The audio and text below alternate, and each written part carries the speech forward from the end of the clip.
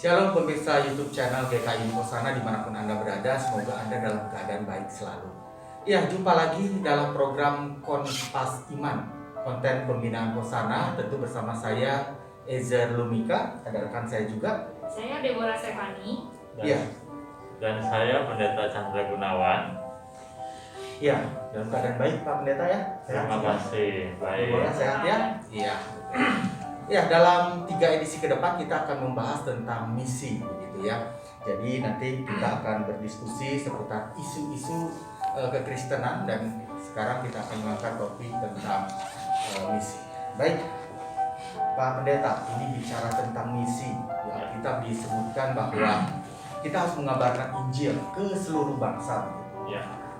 Kalau saya lihat dan saya perhatikan bahwa suku bangsa ini banyak sekali, ribuan. Ya. Tercatat 4.000 sampai 5.000. Mungkin kekristenan atau orang yang percaya itu seberapa persennya mungkin sedikit sekali begitu. Ya. Apakah kita betul harus mengabarkan Injil kepada ribuan suku tersebut? Bagaimana Pak? Iya, memang Alkitab di dalam Injil Matius ya, dengan memang eksplisit itu dikatakan bahwa kita harus memberitakan Injil kepada segala bangsa.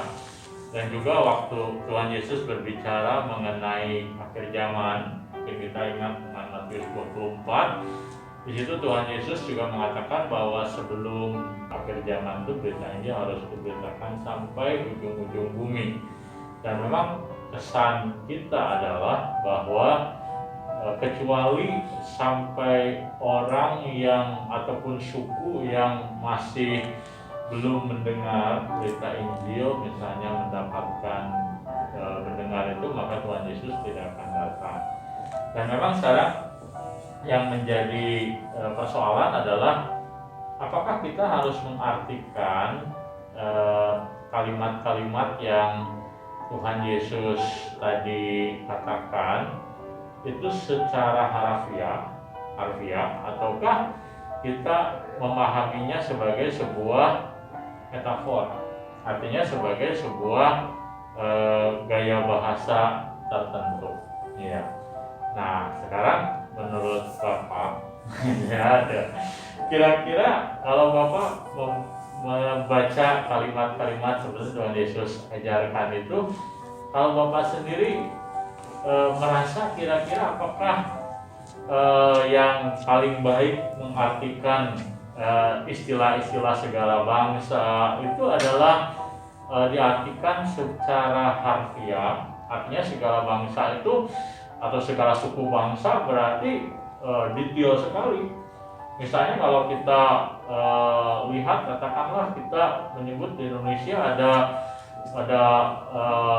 ratusan suku begitu ya, dan kadang-kadang satu suku misalnya katakanlah kita menyebut satu suku, misalnya suku Batak.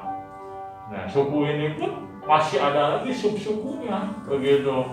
Orang Chinese misalnya, sukunya sama, begitu ya. Artinya kita menyebutnya ini orang Chinese, orang Tionghoa. Tapi orang Tionghoa sendiri ada macam-macam juga, begitu suku-sukunya. Nah, apakah menurut Bapak kira-kira teks Alkitab ini lebih, kalau Bapak merasa lebih pas diartikan harfiah, atau menurut Bapak itu mungkin sekedar gaya bahasa? Gimana menurut Bapak? Ya, kalau menurut saya sih ini hanya sebuah kiasan begitu ya. Jadi kita harus mengabarkan Injil itu kepada sebanyak-banyaknya orang begitu. Kalau saya sih, bagaimana kita bisa menjangkau sebanyak-banyaknya orang. Begitu Pak. Iya, betul. Nah, memang ada cukup banyak cara membaca teks tadi. Misalnya, nah di sini ada Saudari Deborah. Saya yakin Saudari Deborah tidak asing dengan seorang pendeta yang terkenal dari Amerika, John Piper.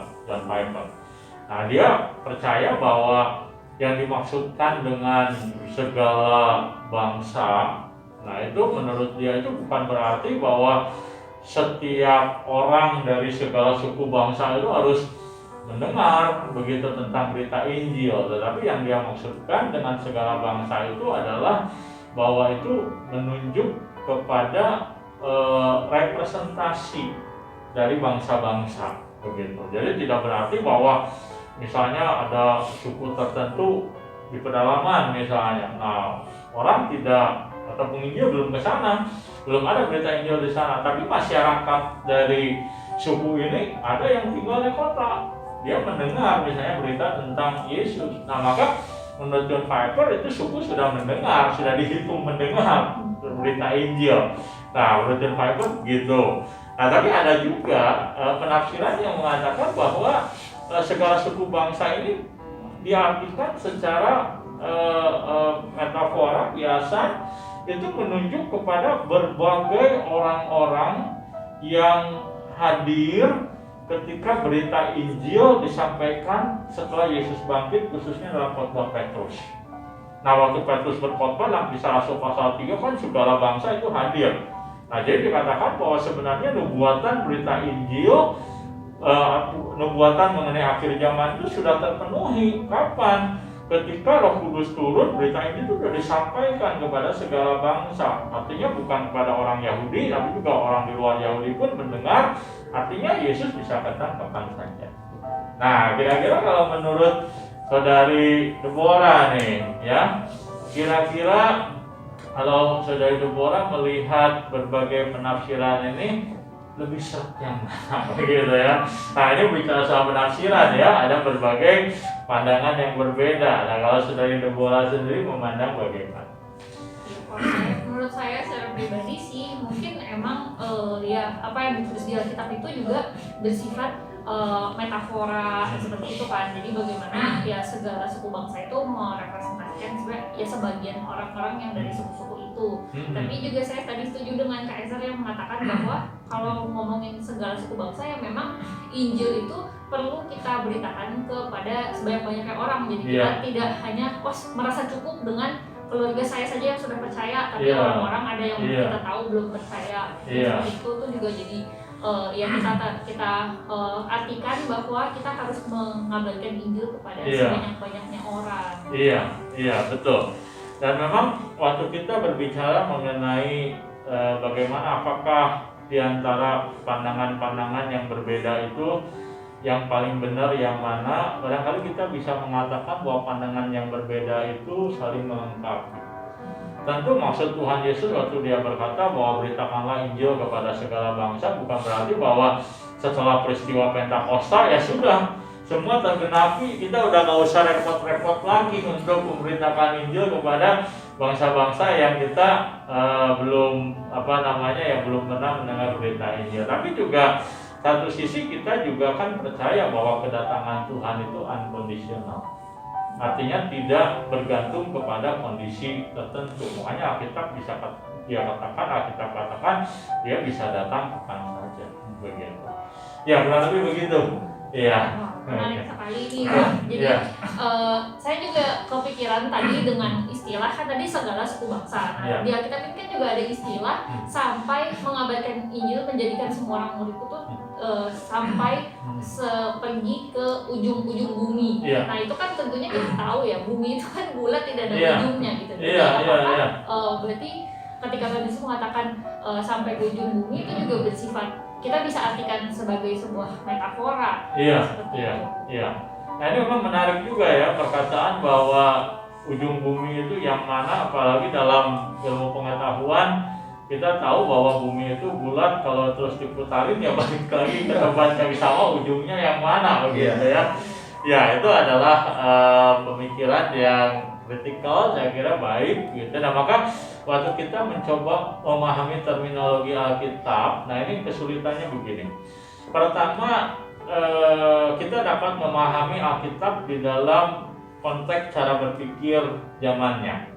Nah sederhananya dalam konteks berpikir zamannya, waktu orang berkata kita akan ke ujung bumi, nah ujung bumi itu bukan tanah yang tidak mereka kenal, tapi itu menunjuk kepada Kekaisaran Roma sebagai pusat daripada kebudayaan atau pusat bangsa kafir di situ. Sehingga Injil harus masuk sampai ke titik akhir pusat agama kafir, yaitu kerajaan Roma. Sehingga waktu kita mencoba membaca perkataan tadi dalam konteks zamannya, maka ujung bumi jelas menunjuk kepada kerajaan Roma. Sehingga waktu kita membaca misalnya dalam Kisah Para Rasul bagaimana berita Injil itu mulai dari Yerusalem, kemudian meluas ke tanah Yudea, kemudian ke Samaria, berlanjut ke Asia, ke Eropa, dan dalam Kisah Rasul dikatakan Injil itu pada akhirnya Paulus bawa ke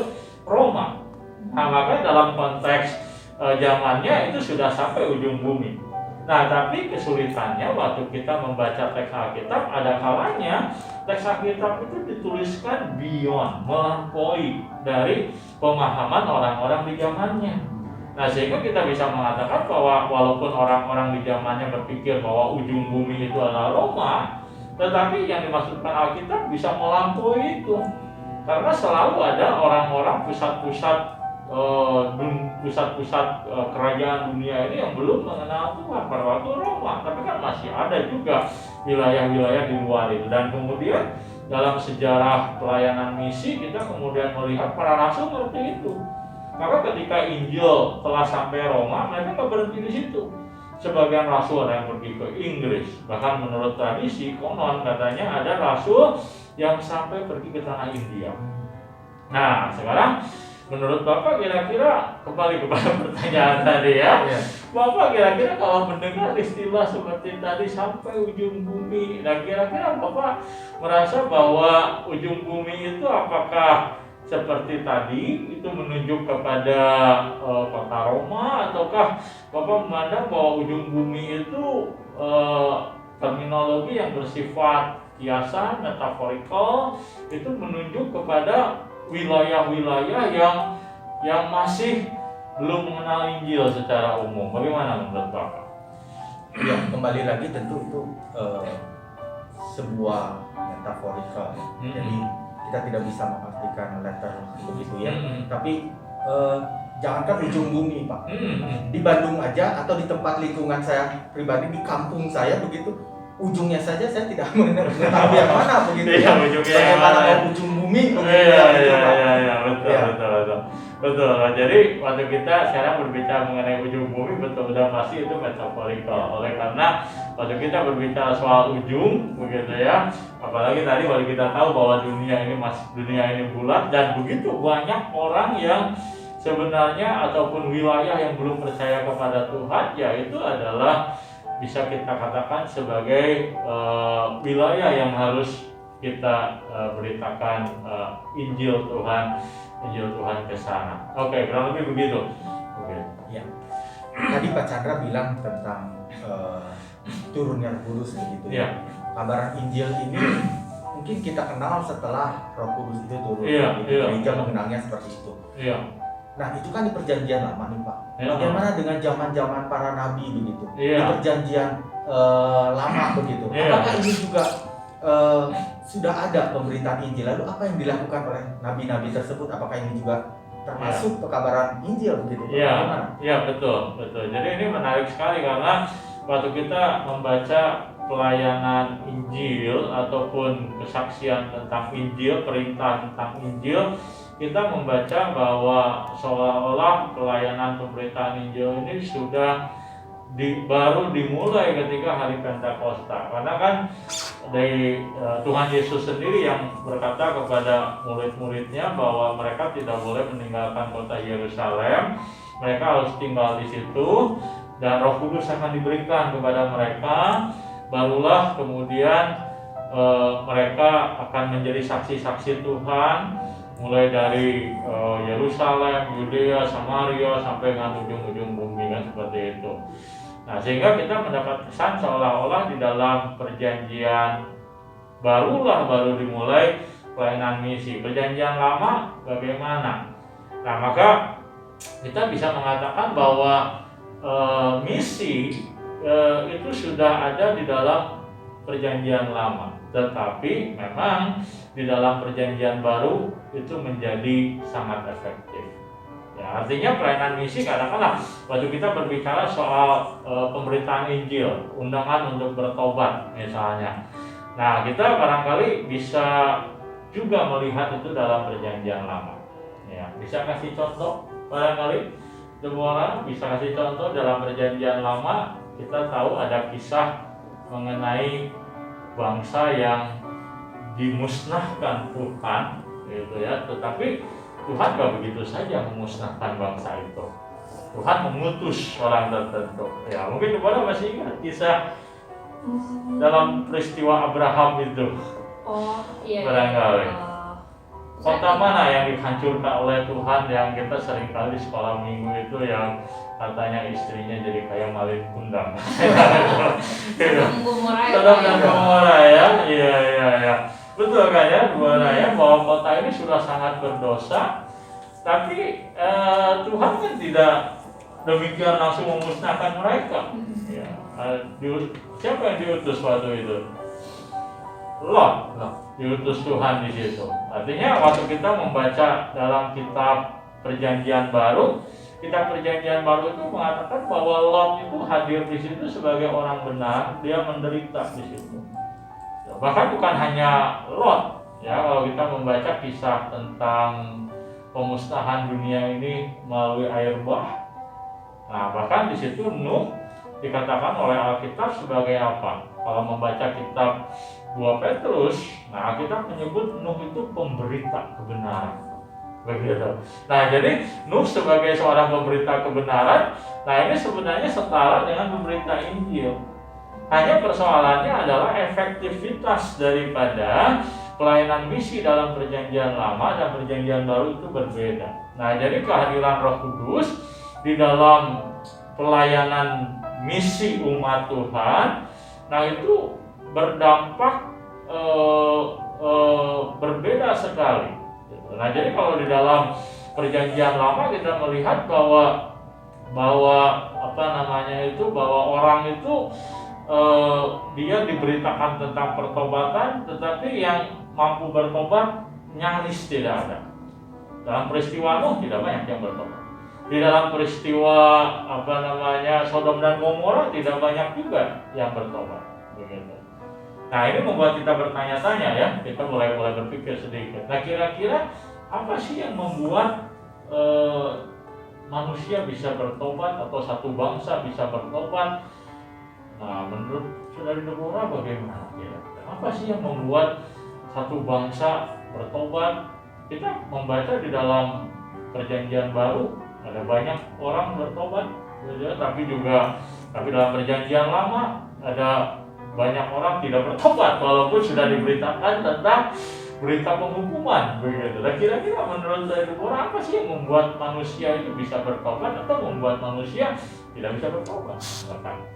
Mungkin kalau misalkan manusia bisa bertobat, tentunya itu juga karena ya Tuhan yang terlebih dahulu juga menggerakkan hati mereka nggak sih Pak? Jadi saya juga ingat kalau gitu, apakah bisa dibilang ketika Yunus itu harus pergi ke bangsa Niniwe untuk mengatakan bahwa bangsa itu akan dimusnahkan, itu kan mereka semua bertobat kan gitu. Betul, nah itu kan berarti juga ya karena Tuhan itu menggerakkan hati mereka sehingga mereka ketika mendengarkan berita untuk mereka bertobat itu mereka benar-benar bertobat. Iya, nah itu menarik sekali bahwa ternyata dalam Perjanjian Lama ada satu bangsa yang bertobat. Jadi satu bangsa, bukan satu kota lagi, satu bangsa bisa bertobat gitu ya. Dan tadi kata dari Deborah bahwa mereka bertobat oleh karena Tuhan menggerakkan mereka.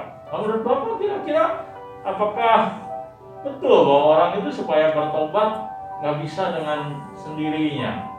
Maksudnya harus ada yang menggerakkan, dan dari Deborah Tuhan yang menggerakkan itu sehingga mereka bertobat. Nah, Bapak sendiri bagaimana Bapak? Kalau saya lihat tadi setiap manusia ini punya atau orang percaya ini kan sudah memiliki Roh Kudus.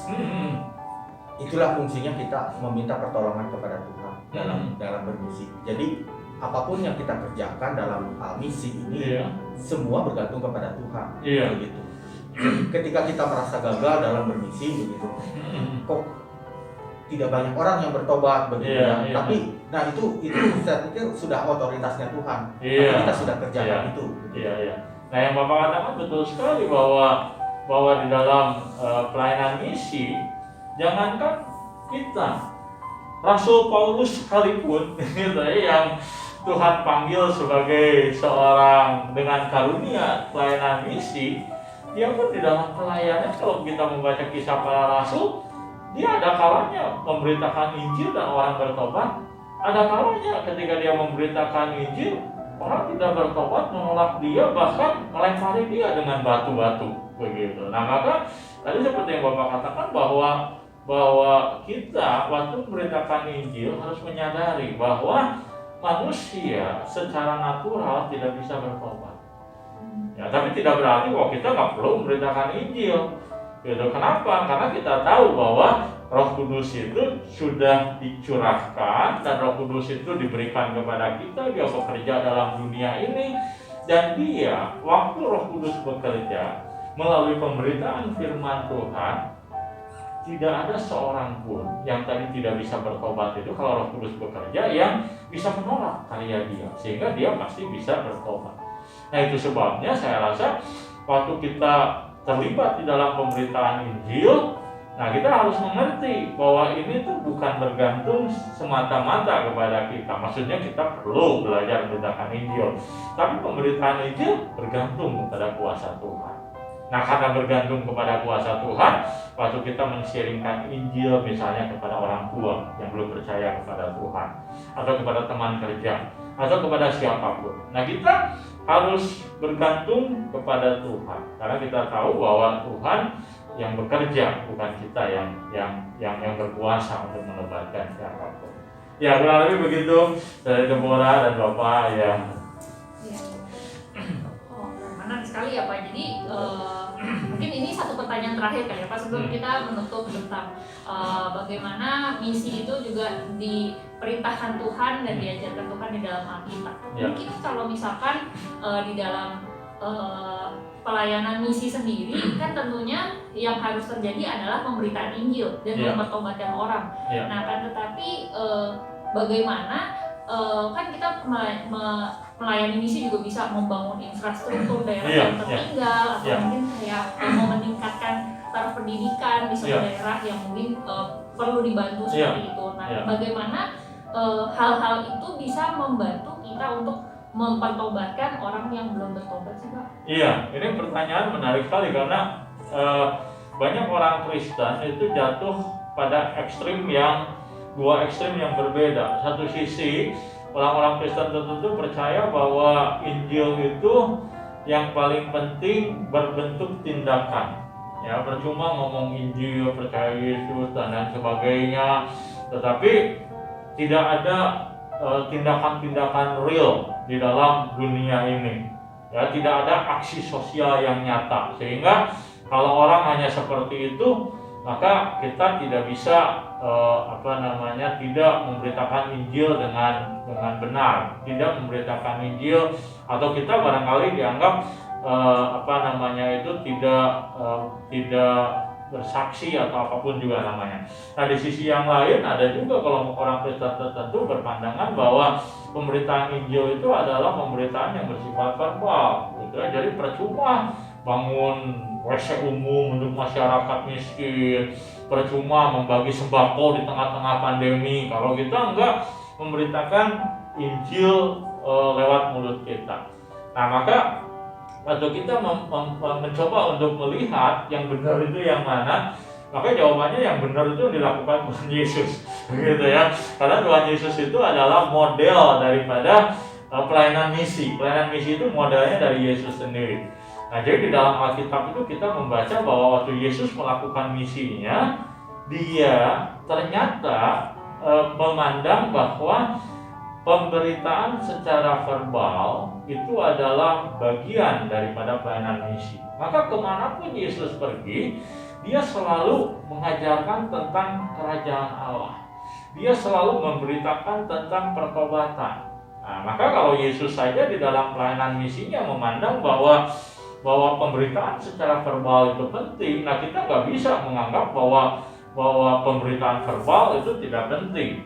Ya, nah, tapi di satu sisi yang lain, berulang kali Yesus menunjukkan bahwa pelayanan misinya adalah pelayanan misi yang bukan hanya bersifat pemulihan spiritual, relasi manusia dengan Tuhan dipulihkan, tapi juga pemulihan yang bersifat yang bersifat materi, yang bersifat dunia, yang bersifat sosial. Maka dalam pelayanan Yesus melakukan yang namanya pendamaian, misalnya, gitu ya. Nah, kenapa misalnya kalau kita membaca, Bapak mungkin pernah mendengar ya, Yesus menyembuhkan seorang ibu yang sakit pendarahan, gitu ya, selama sekian tahun nggak bisa sembuh, tapi Tuhan Yesus bisa menyembuhkan dia diam-diam kan. Waktu perempuan itu menjamah jubah Yesus, sembuh, Yesus bisa saja nggak perlu ngomong banyak-banyak supaya orang lain tahu. Nah, kenapa Tuhan Yesus dia perlu meminta perempuan ini maju? Nah, supaya orang-orang tahu bahwa dia itu sudah sembuh. Nah, kenapa? Karena orang ini secara sosial sebagai orang yang sakit pendarahan sudah nggak lagi diterima. Nah, dengan diperlihatkan bahwa perempuan itu sembuh, maka perempuan itu kemudian pada dasarnya dikembalikan menjadi di dalam komunitas sosialnya, harus diterima, kembaliannya sudah ditemukan oleh Tuhan.